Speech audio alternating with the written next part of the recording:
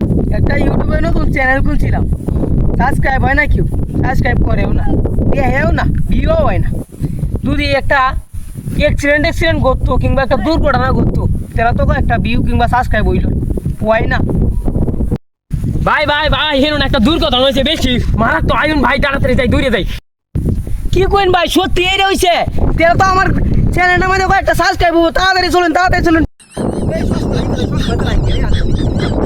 ভাই ভাই I Gauss, আপনারা দেখতে পাচ্ছেন এখানে একটি বিশাল বিশাল বিশাল